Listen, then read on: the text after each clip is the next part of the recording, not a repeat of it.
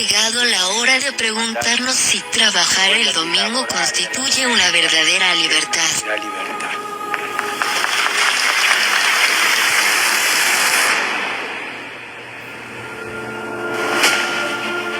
El libro del profeta Daniel se encuentra en el Antiguo Testamento y fue escrito hace más de 2500 años.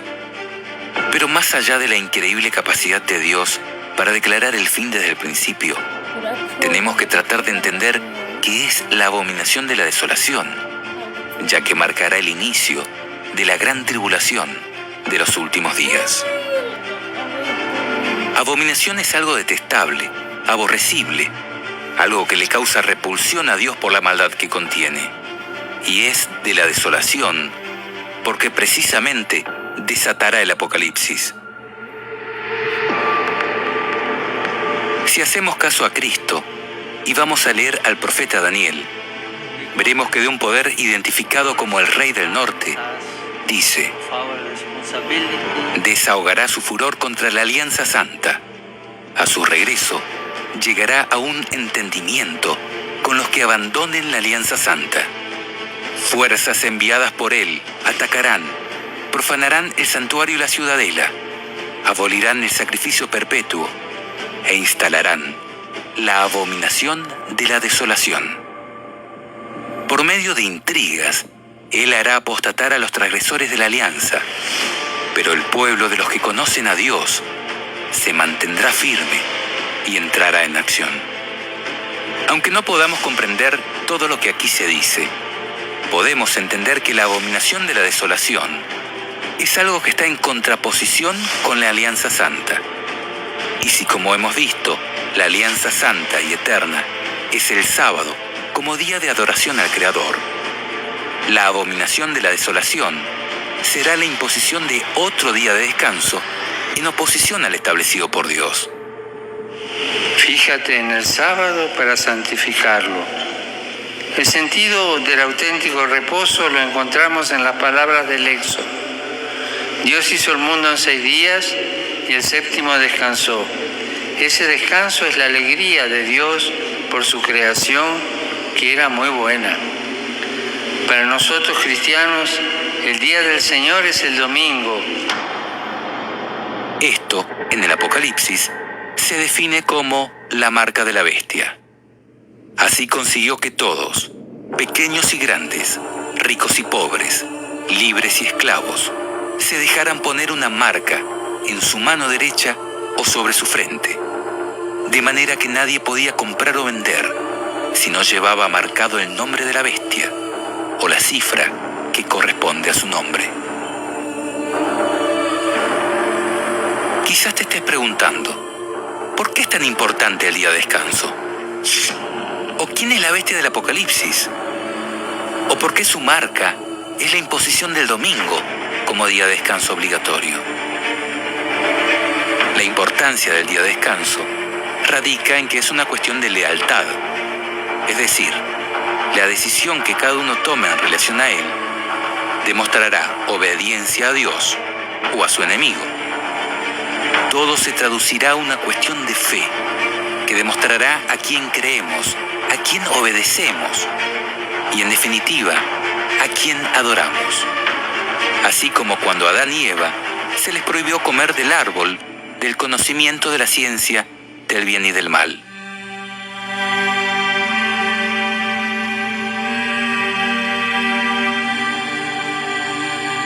Si descansamos en sábado, es porque reconocemos a Dios como nuestro Creador y decidimos obedecer sus mandamientos.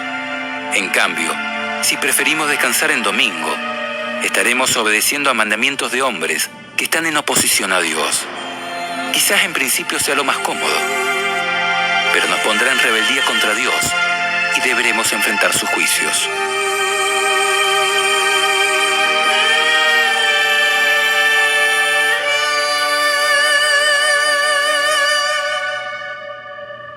Esto también lo vemos reflejado en el último mensaje de amonestación que Dios envía a su pueblo, en figura de 3 ángeles que vuelan por el cielo, anunciando solemnes advertencias.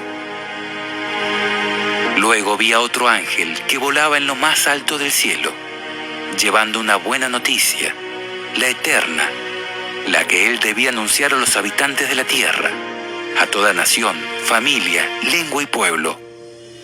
Él proclamaba con voz potente: teman a Dios y glorifíquenlo, porque ha llegado la hora de su juicio. Adoren a aquel que hizo el cielo, la tierra, el mar y los manantiales. Al instarnos a adorar al que hizo el cielo, la tierra, el mar y los manantiales, vemos una clara referencia a adorar al Creador, y esto incluye el día de reposo que le glorifica. En tanto, los siguientes mensajes advierten sobre salir del engaño babilónico y a no recibir su signo de sumisión, es decir, la marca de la bestia. Un segundo ángel lo siguió anunciando: ha caído la gran Babilonia, la que ha dado a beber a todas las naciones el vino embriagante de su prostitución. Un tercer ángel lo siguió, diciendo con voz potente: el que adore a la bestia o su imagen y reciba su marca sobre su frente o en la mano, tendrá que beber del vino de la indignación de Dios, que se ha derramado puro en la copa de su ira, y será atormentado con fuego y azufre delante de los santos ángeles y delante del Cordero.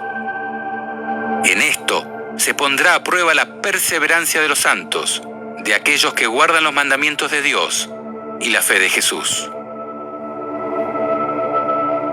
Aquí vemos que en el final habrá solo dos clases de personas: los que adoran al Creador y obedecen todos sus mandamientos, teniendo la fe de Jesús, y los que, embriagados por los engaños de la iglesia apóstata, identificada como Babilonia, adoran a la bestia o a su imagen y reciben su marca. Ahora, ¿quién es la bestia y quién es la imagen de la bestia? ¿Y qué significado tiene que su marca sea puesta en la frente o en la mano? En nuestra serie Ecumenismo el Gran Engaño, que te adjuntamos en la descripción de este video, demostramos que la bestia espantosa y terrible de las profecías de la Biblia simboliza al Imperio Romano, tanto en su fase política militar de la Edad Antigua, como en su fase religiosa, desde la Edad Media y a través del papado, como máximo representante de la Iglesia romana. Además, en nuestra serie sobre cuál es la verdadera iglesia, que también te dejamos en la descripción de este video, comprobamos que la Iglesia Católica Apostólica Romana no es la Iglesia de Cristo, sino que es una construcción de poder iniciada por el emperador romano Constantino, que prostituyó la Iglesia Apostólica, convirtiéndola en un instrumento del diablo para gobernar el mundo. Mira cómo lo cuenta la historia en este fragmento de uno de nuestros videos. La historia nos cuenta que hasta el siglo IV de nuestra era, los cristianos eran perseguidos, tanto por los judíos como por el Imperio Romano. El emperador Constantino fue uno de sus grandes perseguidores. Sin embargo, viendo que no podía contra ellos, porque la sangre de cristianos era semilla de cristianos, decidió convertir al cristianismo en la religión oficial de su imperio. Pasó de perseguidor de cristianos a impostor de un cristianismo mezclado o sincretizado con la religión pagana de su imperio. Mira lo que dice Wikipedia sobre este nefasto personaje. Constantino, legalizador de la religión cristiana por el Edicto de Milán, en 313, convocó el primer concilio de Nicea, en 325, que otorgó legitimidad al cristianismo en el Imperio Romano por primera vez. Se considera que esto fue esencial para la expansión de esta religión, y los historiadores, desde Lactancio y Eusebio de Cesarea hasta nuestros días, le presentan como el primer emperador cristiano, si bien fue bautizado cuando ya se encontraba en su lecho de muerte, tras un largo catecumenado. Política religiosa. Su relación con el cristianismo fue difícil, ya que fue educado en la adoración del dios Sol, Sol Invictus, cuyo símbolo portaba y cuyo culto estaba asociado oficialmente al del emperador. En 324, el emperador hizo construir otra basílica en Roma, en el lugar donde, según la tradición cristiana, martirizaron a San Pedro, la colina del Vaticano, que actualmente acoge a la Basílica de San Pedro. A partir de ese punto, el cristianismo pasa a adquirir el estatus de religión privilegiada y se inician las persecuciones a las demás religiones. Por otra parte, Constantino retendría el título de Pontifex Maximus hasta su muerte, un título que los emperadores romanos llevaban como cabezas visibles del sacerdocio pagano. En 321, Constantino dio instrucciones para que los cristianos y los no cristianos debieran estar unidos en la observación del venerable Día del Sol, que hacía referencia a la esotérica adoración oriental al Sol. En la reinauguración de Constantinopla, en 330, se efectuó una ceremonia mitad pagana y mitad cristiana. En la plaza del mercado se impuso la cruz de Cristo sobre el carro del dios Sol. Por esto, hoy en el Catecismo de la Iglesia Católica Apostólica Romana, leemos lo siguiente. Hablando en relación a los 10 mandamientos, dice respecto al cuarto, pero que figura como tercero, dado que esta Iglesia eliminó en el Catecismo el segundo mandamiento, el que prohíbe rendir culto a las imágenes. Dice, recuerda el día sábado para santificarlo. 6 días trabajarás y harás todos tus trabajos, pero el día séptimo es día de descanso para el Señor tu Dios. No harás ningún trabajo. Y da las citas bíblicas. El sábado ha sido instituido para el hombre, y no el hombre para el sábado. De suerte que el Hijo del Hombre también es Señor del sábado. Y también da las citas bíblicas que nosotros hemos compartido en este video. Luego dice, la Escritura hace a este propósito memoria de la creación. Es correcto, y da la cita bíblica. La Escritura ve también en el Día del Señor un memorial de la liberación de Israel de la esclavitud en Egipto, lo cual es correcto. El sábado no solo es símbolo de la creación, sino también es símbolo de la liberación que Dios hará del Egipto espiritual, que es el pecado. Y luego continúa, Dios confió a Israel el sábado para que lo guardara como signo de alianza inquebrantable. Totalmente de acuerdo. La acción de Dios es el modelo de la acción humana.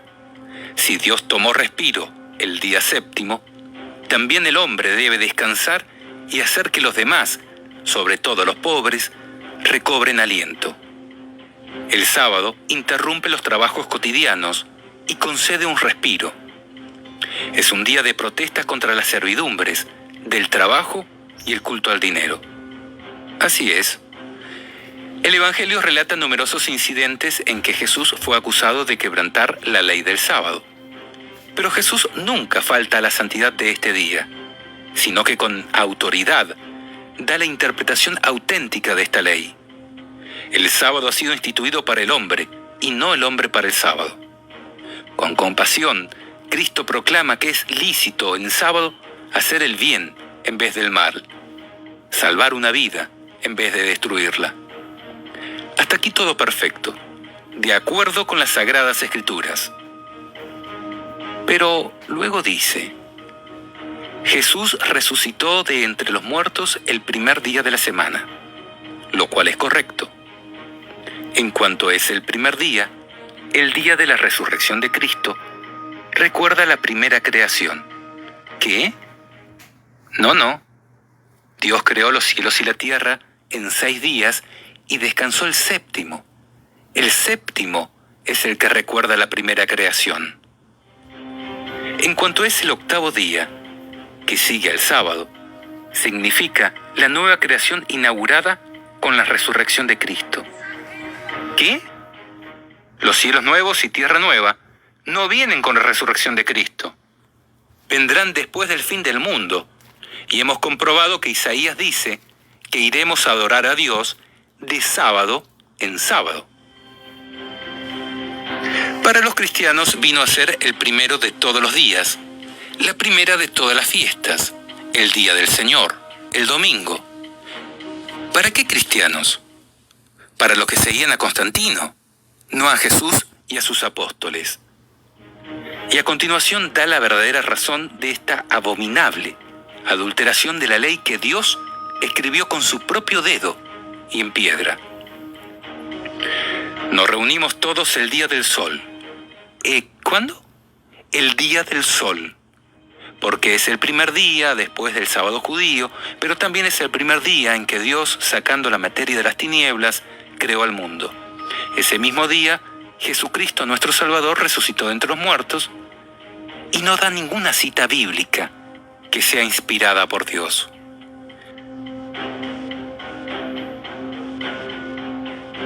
En verdad, Cristo apartó el séptimo día en recuerdo de su creación, no el primero. De esta manera, la Iglesia romana está pisoteando la ley de Dios y transfiriendo el culto y la adoración a un día común, no santificado ni bendecido por Dios para uso sagrado.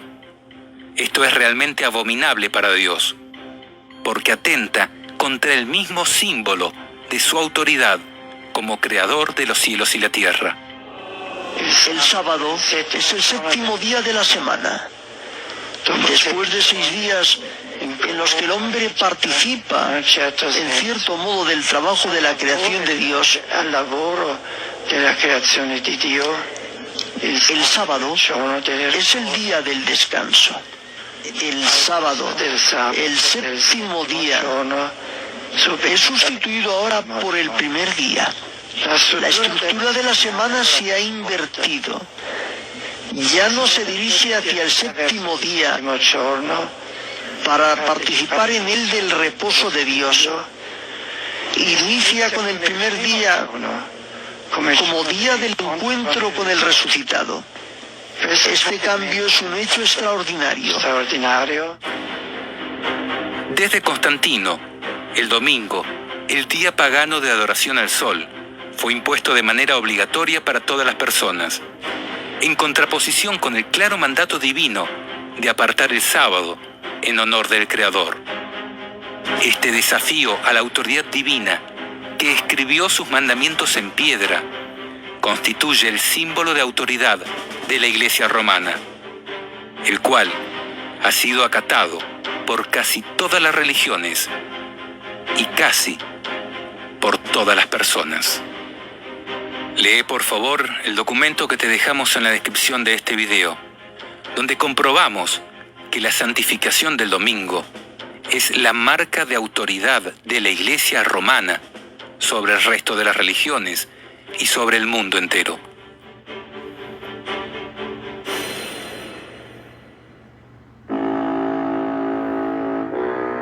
Ahora, si tal como hemos comprobado en nuestros videos anteriores, el cuerno pequeño de las profecías de Daniel y la bestia espantosa y terrible de Apocalipsis simbolizan al papado, ¿quién es la imagen de la bestia?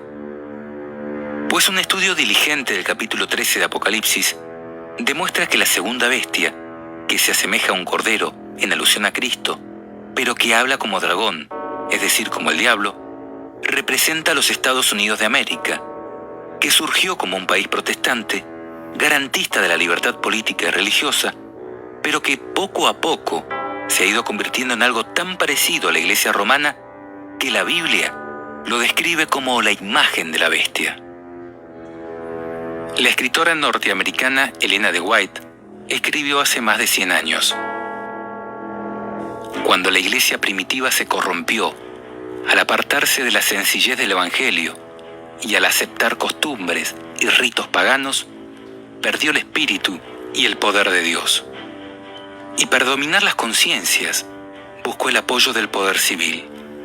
El resultado fue el papado, es decir, una iglesia que dominaba el poder del Estado y se servía de él para promover sus propios fines, y especialmente para extirpar la herejía, para que los Estados Unidos formen una imagen de la bestia, el poder religioso debe dominar de tal manera al gobierno civil que la autoridad del Estado sea empleada por la Iglesia para cumplir sus fines.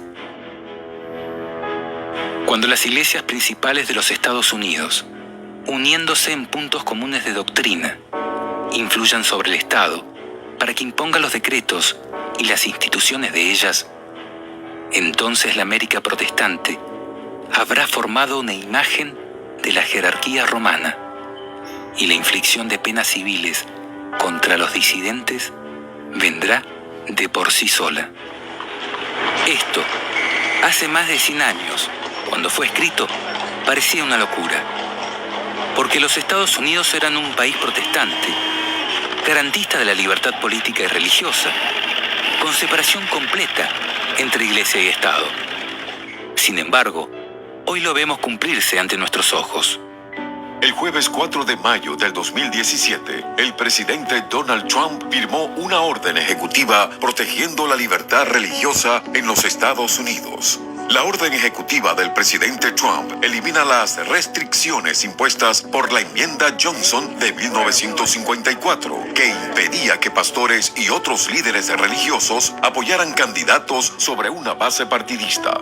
Los líderes de fe ahora tienen la libertad de apoyar a sus candidatos desde el púlpito sin temor a represalias gubernamentales. Esta acción es una gran victoria para la Iglesia. Aquel Estado que garantizó la separación entre política y religión, hoy vuelve sobre sus pasos, porque la religión ha logrado controlar de tal manera el poder político que ya lo está usando de manera visible y a mano alzada para lograr sus fines. La imagen de la bestia es hoy una realidad. We come together from all denominations, all races together, as the Bible says, to pray for those in authority. Father, I pray all this together. We come together and we pray. We stand with him in what he's doing. And we ask you, Father, that he can be the Cyrus to bring reformation, to bring change into this nation. And all the nations of the earth will say, America is the greatest nation of the earth. Father, I thank you. Use him this time. Release his power. I release the Holy Spirit upon his life. For the Holy Spirit to strengthen him. I declare that President Trump will overcome every strategy from hell and every strategy of the enemy, every strategy, and he will fulfill his calling and his destiny. I deploy the hand of God to work for him in the name of Jesus. I secure his calling, I secure his purpose, I secure his family, and we secure victory in the name which is above every name, the name that has never failed for this nation and for my life, the name of Jesus Christ. And everybody said, Amen. El papado, simbolizado en la profecía apocalíptica como una bestia espantosa y terrible, y en las profecías de Daniel como un cuerno pequeño, que hablaría contra el Altísimo, maltrataría a los santos del Altísimo y trataría de cambiar los tiempos festivos y la ley, fue el poder que impuso desde la época de Constantino el domingo, el venerable Día del Sol, como día de descanso obligatorio dentro de un cristianismo que aún conservaba el sábado bíblico. De la misma manera, en el tiempo del fin, y a fin de garantizarse el apoyo de Roma, la imagen de la bestia, es decir, los Estados Unidos de América, también emitirán un decreto que impondrá el domingo como día de descanso obligatorio. Y todo aquel que no acate esta normativa, dice la Biblia, no podrá comprar ni vender, cualquiera sea su posición social. Así consiguió que todos, pequeños y grandes, ricos y pobres, libres y esclavos, se dejaran poner una marca en su mano derecha o sobre su frente, de manera que nadie podía comprar o vender si no llevaba marcado el nombre de la bestia o la cifra que corresponde a su nombre. La marca de la bestia es entonces la imposición de un día de descanso que desafía y deshonra al Creador y constituye aquella abominación de la desolación de la que habló Jesús y el profeta Daniel, como señal inequívoca del comienzo de las tribulaciones del tiempo del fin. En este sentido, la profeta de la Iglesia Adventista afirma: cuando los Estados Unidos, el país de la libertad religiosa, se una con el papado para forzar la conciencia y obligar a los hombres a honrar el falso día de reposo, los habitantes de todo país del globo serán inducidos a seguir su ejemplo. Al comienzo de nuestro estudio, vimos que Dios colocaría su sello solo sobre la frente de los que guardan los mandamientos de Dios y tienen la fe de Jesús.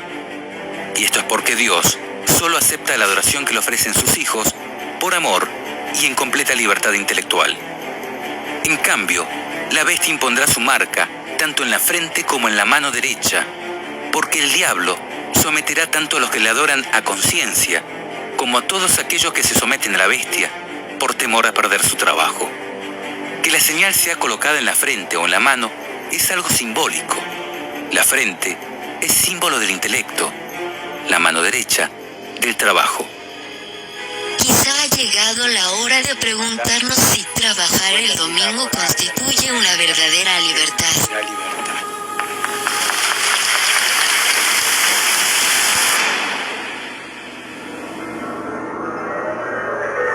La ley de descanso dominical obligatorio será la gran prueba por la que tendrá que pasar el pueblo de Dios en los últimos días.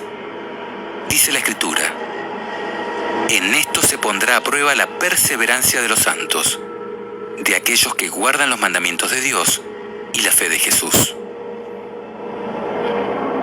Cuando esta abominación sea impuesta a los hombres, comenzando desde los Estados Unidos de América, Dios permitirá el comienzo de la desolación de la tierra. Y allí los que defiendan la verdad bíblica serán tratados como traidores, denunciados como enemigos de la ley y del orden, como quebrantadores de las restricciones morales y por lo tanto causantes de la anarquía y corrupción que atrae sobre la tierra los altos juicios de Dios.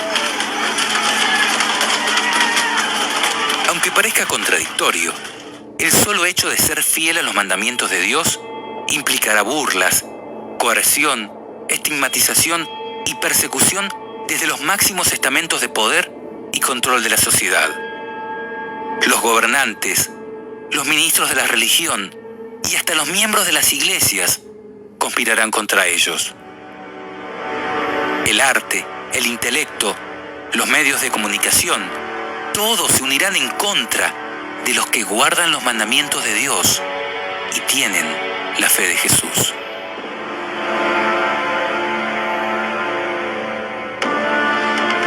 Las persecuciones irán en aumento. Se los tildará de terroristas ideológicos y hasta tendrán que huir a las montañas para resguardar sus vidas. Jesús mismo nos instó a orar precisamente para que esta huida no tenga que ser en invierno o en día sábado. Curioso, ¿verdad? Él dijo: rueguen para que no tengan que huir en invierno o en día sábado, porque habrá entonces una gran tribulación, como no la hubo desde el comienzo del mundo hasta ahora, ni la habrá jamás. Y esto será así, porque el papado hará que todos los reyes de la tierra y todos los habitantes del mundo se embriaguen con el vino de su prostitución, es decir, con el vino de sus engaños, y que toda nación se rebele contra Dios. Dice la Escritura: todos están de acuerdo en poner a disposición de la bestia su autoridad y su poder. En este tiempo habrá un vínculo de unión universal, una confederación de fuerzas de los que obedecen a Satanás, un ecumenismo de gobiernos y religiones en contra de los mandamientos de Dios y la fe pura de Jesús.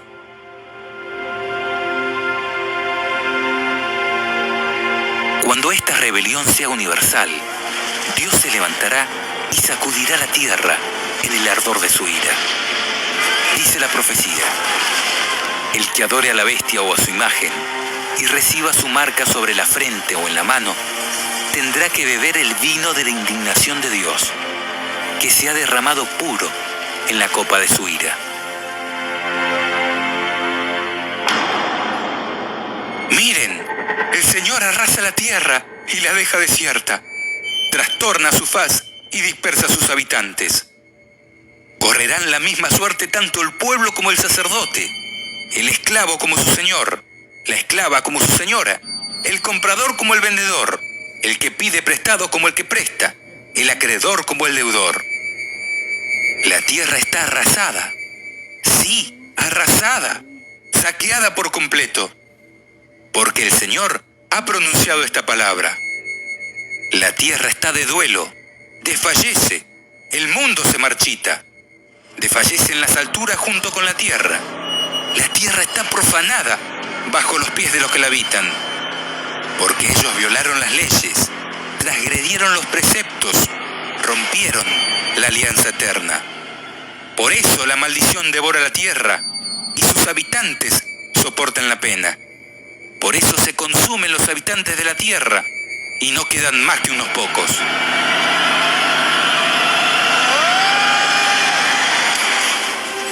¿Te das cuenta? Nos espera un tiempo de gran angustia, en el cual estaremos entre dos espadas. Si nos mantenemos fieles a los mandamientos de Dios, recibiremos gran persecución de los mayores poderes de este mundo. Pero si aceptamos la marca de la bestia y nos doblegamos ante los poderes terrenales, tendremos que enfrentarnos a la ira de Dios. Es esta la gran elección por la cual se decidirá tu vida o tu muerte eterna.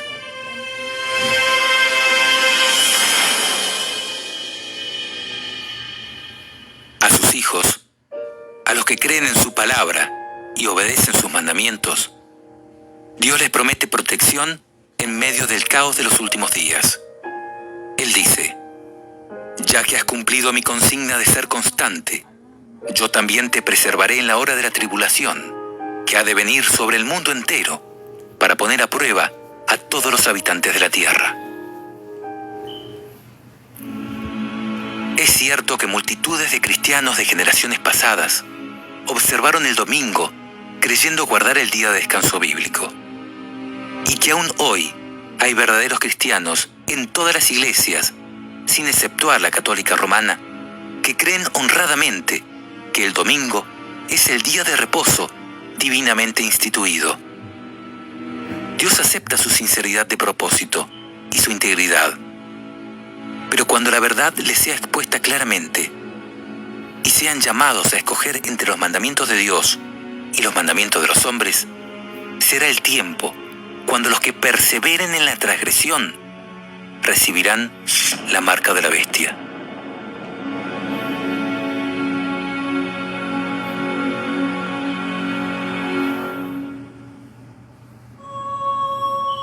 Y en este sentido, mis hermanos, les pido que consideren esta idea.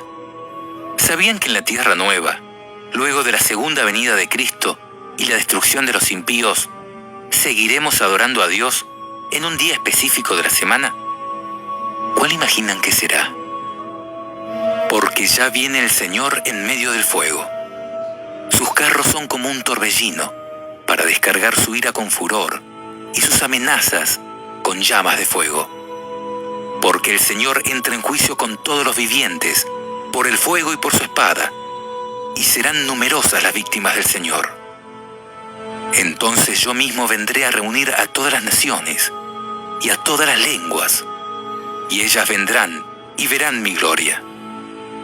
Yo les daré una señal, porque así como permanecen delante de mí el cielo nuevo y la tierra nueva que yo haré, oráculo o profecía del Señor, así permanecerá la raza y el nombre de ustedes. De luna nueva en luna nueva, y de sábado en sábado, todos vendrán a postrarse delante de mí, dice el Señor. Es decir, el descanso sabático no solo fue instituido en la creación, sino que también fue escrito por el dedo de Dios en tablas de piedra, como el cuarto de los 10 mandamientos. No solo fue guardado por todos los hijos de Dios que vivieron antes de Cristo, sino también por Jesucristo, quien lo guardó y enseñó a guardar como corresponde, haciendo el bien en este día sagrado, y se declaró Señor del sábado. Y no solo fue observado por sus apóstoles y la iglesia primitiva, sino que también Jesús nos instó a que oremos para que nuestra huida no tenga que ser en sábado. Y por si esto no fuera suficiente, el mismo Señor jura que en la tierra nueva seguiremos guardando el sábado. ¿Qué más necesitas para aceptar esta gran verdad? ¿No es más que claro que el sábado es el día bendecido y apartado por Dios para uso santo?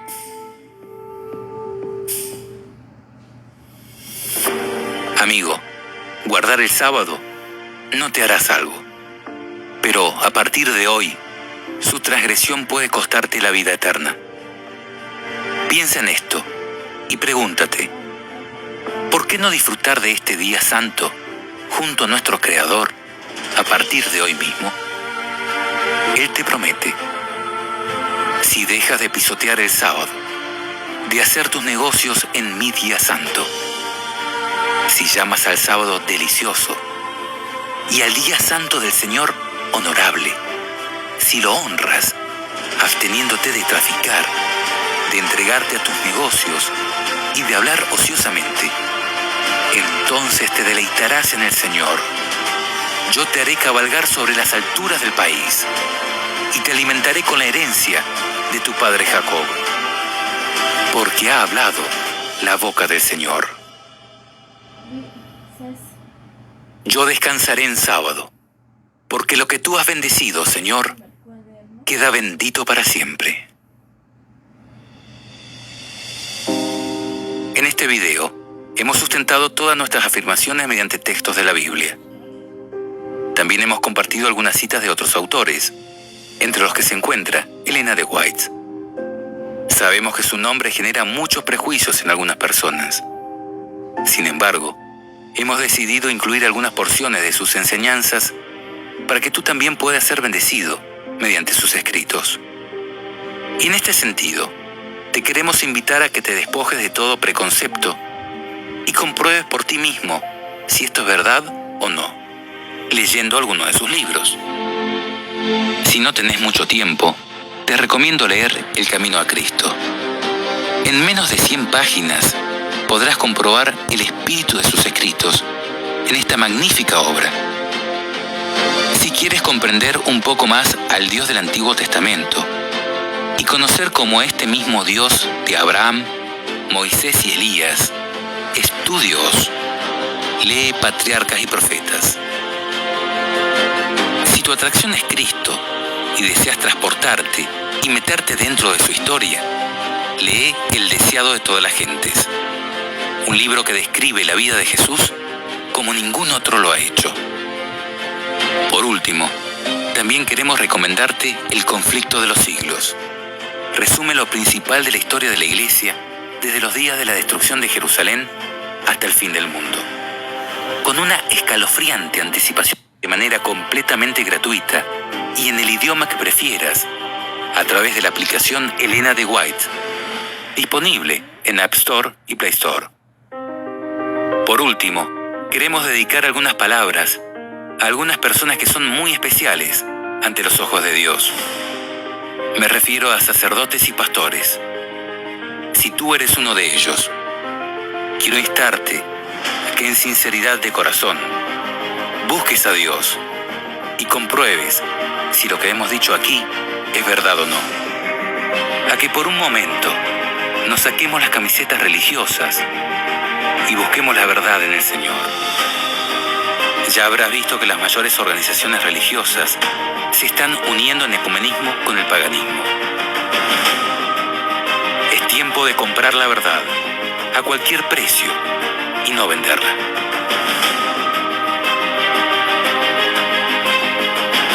Que el Señor te bendiga y te guarde de la hora de prueba que ha de venir sobre el mundo entero.